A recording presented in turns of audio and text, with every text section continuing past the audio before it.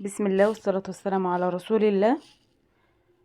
يا مساء الجمال عليكم. النهاردة ان شاء الله هنعمل فطيرة هتنفع للعشاء او الفطار، او لو عندك ضيوف هتنفع معاكي وسهلة جدا وكميتها حلوة ووفرة. لو عندك تنفع لأسرة مكونة مثلا من 5 أو 6 أفراد عادي هتنفع معاهم وهتعجب أولادك لو انتي هتعمليها للولاد. معانا كده هننزل بمقادير الفطيرة.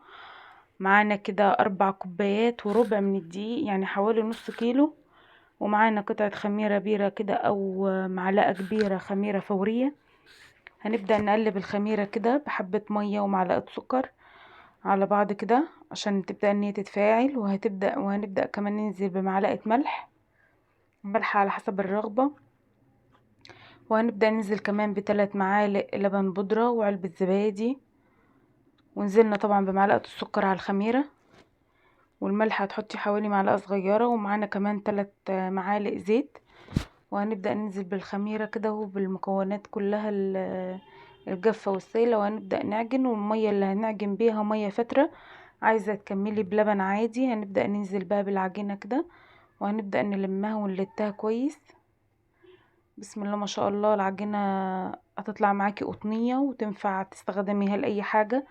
ينفع تعملي بيها كذا حاجة. ممكن تعملي بيها الفطاير اللي احنا عملناها بالمربى دي تنفع برضو بنفس العجينة. هنبدأ بقى ننزل بربع الكوباية بتاعت الدقيق ونبدأ برضو نلت العجينة. طبعا العجينة دي بتبقى يدوبك بتلزق مش ماسكة خالص.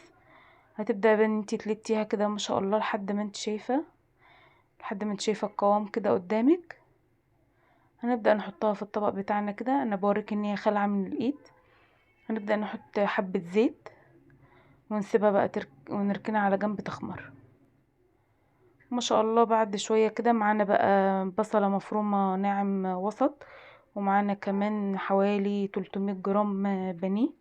ومعانا معلقة ملح ومعانا قرنين فلفل اخضر ومعانا فلفل اسمر ومعانا كزبرة ومعانا ال7 بهارات. هنبدأ بقى نقلب الخليط ده كله على بعضه كده كويس اوي لحد ما كله يتشبع من بعضه. طبعا الحشوة اللي تفضليها اعمليها. ممكن تحطي كمان تحشيها جبن بس، او ممكن تعمليها بدل ما تحشيها من جوه تحشيها من بره. هوريك الطريقه برضو كلها. هنبدا نعجن الحشوه بتاعتنا كده ونركنها على جنب تتجانس مع بعضها. طبعا كده العجينه بتاعتنا ما شاء الله خمرت. هنبدا نجيب حبه دقيق صغيرين ونبدا بقى ننزل بالعجينه بتاعتنا كده على الرخامه بتاعتنا. شايفه انتي بتلزق ازاي؟ انتي هتعمليها نفس القوام كده عشان تطلع معاكي مظبوطه. هنبدا بقى ان احنا نفرد العجينه بتاعتنا بس مش قوي. هتشوفي دلوقتي الطريقة والمقدار بتاعنا عامل ازاي. بسم الله ما شاء الله. وهتطلع معاكي بسم الله ما شاء الله وقطنية وهشة جدا وممكن تعملي بيها اي حاجة.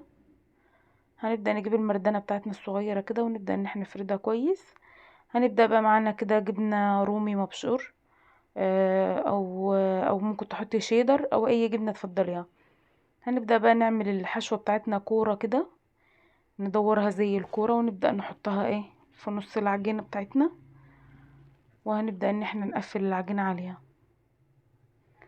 بسم الله ما شاء الله وطلعت تحفة. هنبدأ نجيب الصينية بتاعتنا او الصاج بتاعنا، اي حاجة عندك بتدخل الفرن. وهنبدأ ان احنا ندهنها سمنة بلدي كده او اي سمنة او اي مادة دهنية انت تفضليها حتى لو زيت عادي.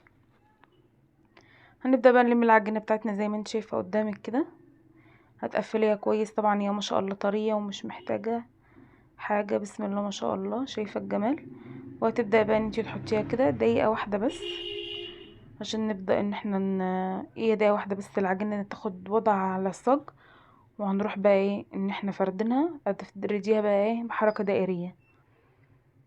بسم الله ما شاء الله. العجينة هتعجبك قوي. ومعانا كمان هنا بقى معلقتين مية ومعلقة عسل اسمر. انتي عايزة بيض تحطي. تبدأي بقى ان انتي بسم الله ما شاء الله. شايفة الجمال؟ شايفة الهوا جواها عامل ازاي؟ تحفة خطيرة جدا. هتبدأ بقى ان انتي تعمليها كده زي ما انت شايفة قدامك. وننزل بالشوكة بقى نفرغها عشان ما تقبش معانا في الفرن قوي ولا اي حاجة. تبدأ ان انتي ما شاء الله تخرميها كده. وهننزل بقى عليها بمعلقة العسل وحبة المية.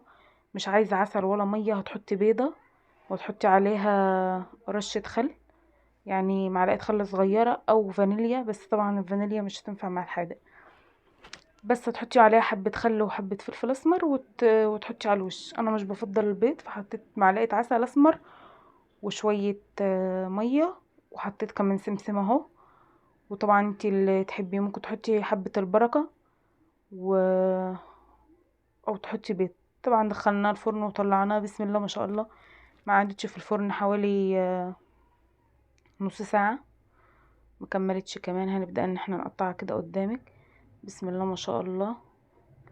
هتبدأ بقى ان انت تطلعي، بسم الله ما شاء الله، شايفة الجمال. وكمان هنا كمان كانت سخنة. هتبدأي بسم الله ما شاء الله تقطعيها، تحفة وقطنية جدا وهتعجبك قوي وملهاش حل. بسم الله ما شاء الله زي ما انت شايفة قدامك كده.